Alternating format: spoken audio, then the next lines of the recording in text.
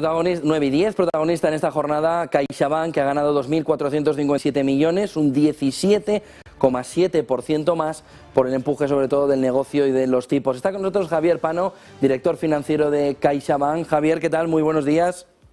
¿Qué tal? Muy buenos días. ¿Cómo han sido esos resultados? ¿Cómo nos lo puede resumir para que veamos cómo es la evolución del negocio? Bueno, pues a ver, ha sido un tercer trimestre con muy buena actividad a nivel operativo, a nivel comercial. La verdad es que tanto el libro de préstamos, ¿no? Yo diría muchos de los segmentos, ¿no? Pero sobre todo apoyado por crecimiento en empresas, también en el hipotecario.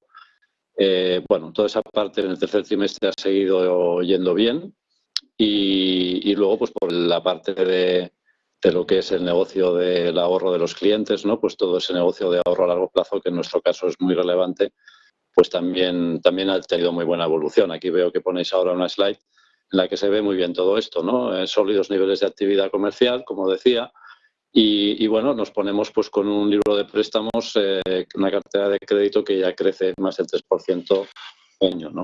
Luego, además, pues evidentemente tú mencionabas los tipos de interés, eso se ha empezado a dar ya, hemos tenido ya un cierto reprecio al alza del libro de préstamos, ¿no? Que como sabéis, pues una gran parte es a tipo flotante y eso pues también ha contribuido pues a dar soporte a la línea de margen de intereses, ¿no? Eso nos lleva a que junto con un nivel de comisiones y de toda nuestra operativa del negocio de seguros, pues que sigue yendo bien, pues nos lleva a unos ingresos core, ¿no? Que básicamente reflejan pues toda la operativa comercial, pues que como veis pues suben algo más del 6% comparado con el año anterior, ¿no? Bueno, ha sido a nivel comercial un buen trimestre, ¿no? A pesar de que el tercer trimestre siempre, lógicamente, pues tiene un poco de estacionalidad, ¿no? Las vacaciones, etcétera, ¿no?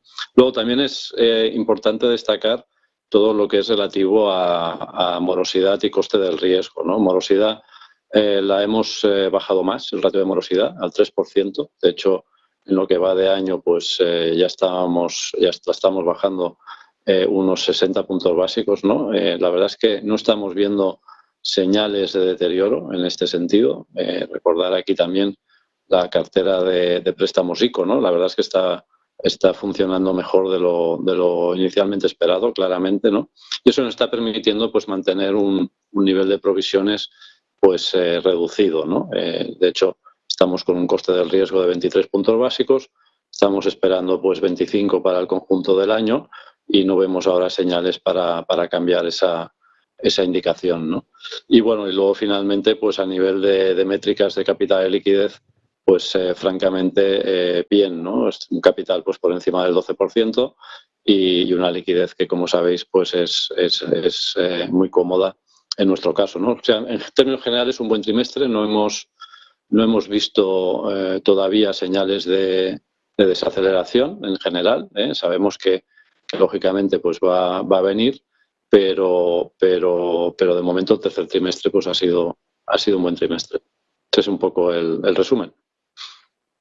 ¿Cómo veis la perspectiva del conjunto del ejercicio? Es decir, ese trimestre que ya tenemos ahora mismo en curso, ¿cómo se ve la fotografía general, sobre todo con ese movimiento de subida de tipos, la subida de tipos del Banco Central Europeo ayer y esa perspectiva de que los tipos al menos alcanzarán el 2,6, dice esta mañana el mercado, no llegarán al 3, pero tendrán el punto de anclaje ahí en el entorno del 2,6? Eso cambia también la perspectiva del negocio al sector bancario en general, ¿no? Está claro, los tipos, como dices, no se mueven mucho, ¿no? Ayer hubo una cierta reducción después de la subida de tipos, de las expectativas de subidas de tipos y claramente pues eso pues sí que es verdad que nos va a ir dando un soporte a una línea muy importante del banco que es el margen de intereses, ¿no? Entonces sí que claramente pues este nivel de tipos más elevados pues va a ir provocando un reprecio positivo de la cartera de préstamos que se va a ir viendo pues ya en el cuarto trimestre, pero sobre todo en 2023, ¿no?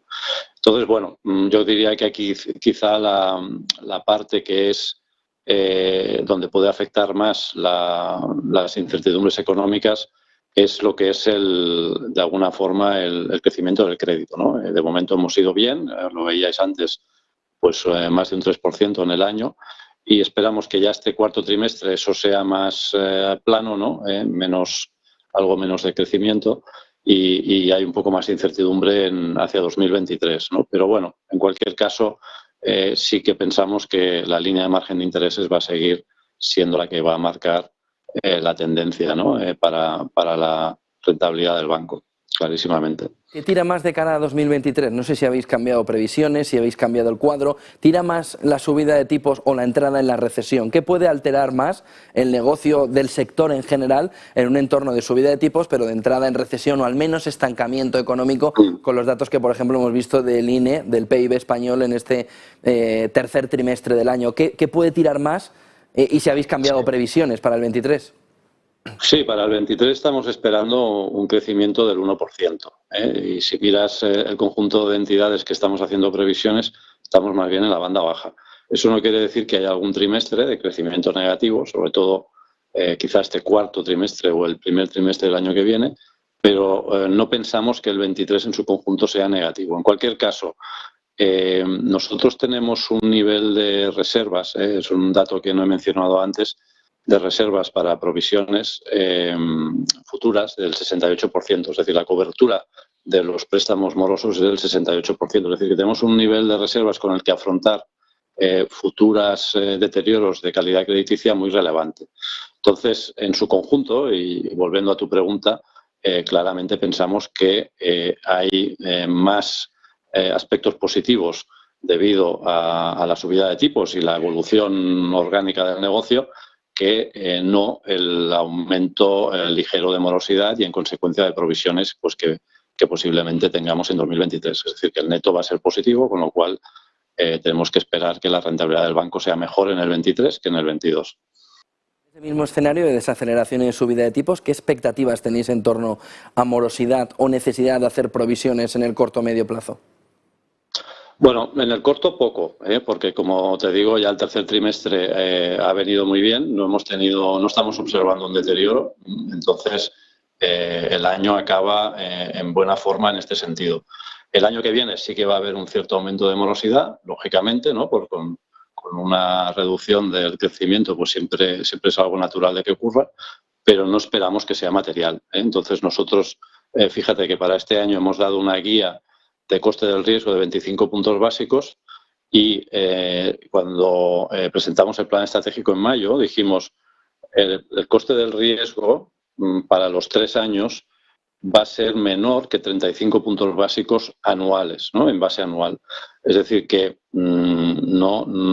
ahora mismo no tenemos una visión de que eso vaya a ser peor, con lo cual si hemos dicho menos de 35 de media y el primer año ha sido 25 o van a ser cerca de 25, pues puede subir un poquito por encima de 25 en el 23 y el 24, pero en cualquier caso no de forma destacable. Y no vemos, desde luego, información como para cambiar ese pronóstico.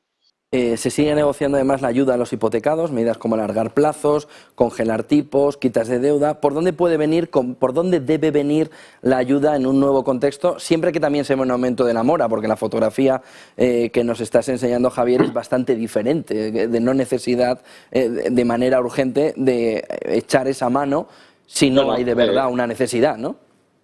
Evidentemente hay una negociación a nivel sectorial. Esto se está gestionando a nivel sectorial para ver exactamente qué medidas podemos tomar pues, para aliviar determinadas situaciones, sobre todo en casos pues, vulnerables, para ser más precisos, ¿no? Y bueno, pues lógicamente es algo que vamos a hacer, que queremos hacer y tenemos que buscar la forma de hacerlo de la forma más eficiente posible para todos, ¿no? Entonces, nuestra predisposición es total, como sabes, y vamos a encontrar la mejor manera, ¿no?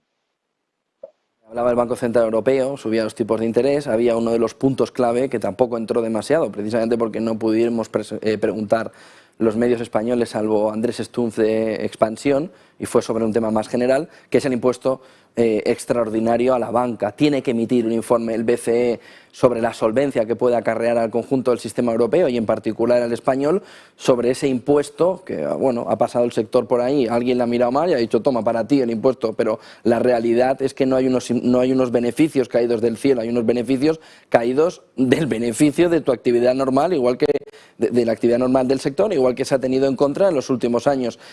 ¿Qué valoración del impuesto extraordinario a la banca hacéis que le sirva también al ciudadano para entender, oiga, esto que se lo pueden vender de una manera es que en el fondo no tiene ni pie ni cabeza? Bueno, la verdad es que nuestra posición al respecto es bien conocida, ¿no? Y claramente pues no pensamos que sea adecuado. Esto tú lo has definido bastante bien. No hay unos beneficios, vamos a decirle, caídos del cielo o extraordinarios. Estamos volviendo simplemente a una situación de pura normalidad, ¿no? De pura normalidad, que es que los tipos estén ligeramente positivos, ¿no? Entonces, lógicamente, pues las entidades hemos estado conviviendo durante muchos años con tipos negativos, hemos estado buscando otras fuentes pues para generar rentabilidad para nuestros accionistas y dar buen servicio al mismo tiempo a los clientes. Y ahora mismo que esto se, vamos a decirle, normaliza, pues no se puede considerar que es algo extraordinario, ¿no? Sino que es volver a una situación históricamente normalizada, ¿no? Entonces, bueno, nuestra posición está clara. Pensamos además que no tiene sentido solo aplicar un impuesto sobre ingresos sin tener en cuenta otros costes que pueden venir dada la situación. Hablábamos antes de provisiones, ya he dicho que las provisiones pues algo van a aumentar, ¿no? Con lo cual hay que tener en cuenta la foto de conjunto en cualquier caso, ¿no? Y además, pues bueno, en un momento en el cual pues los bancos lo que queremos es, lógicamente, pues estar al lado de la sociedad, poder dar financiación, poder dar liquidez, pues en la medida en que se detrae capital vía un impuesto, pues sin capital no se pueden dar nuevos préstamos, ¿no? Con lo cual eso al final acaba afectando de una forma u otra a la nueva originación de crédito. Entonces yo creo que no es el momento adecuado, desde luego, está planteado sobre una base que tampoco es la adecuada y en cualquier caso pues son unos beneficios que no son extraordinarios en absoluto, ¿no? Entonces, bueno, estamos esperando el informe del Banco Central Europeo, con eso pues las fuerzas parlamentarias pues van a tener una información adicional pues para decidir cómo enfocan este asunto. Muchísimas gracias, Javier Pano, director financiero de CaixaBank. Buen día y buen negocio, Javier. Gracias por acompañarnos. Gracias. 9:23 de la mañana en un mercado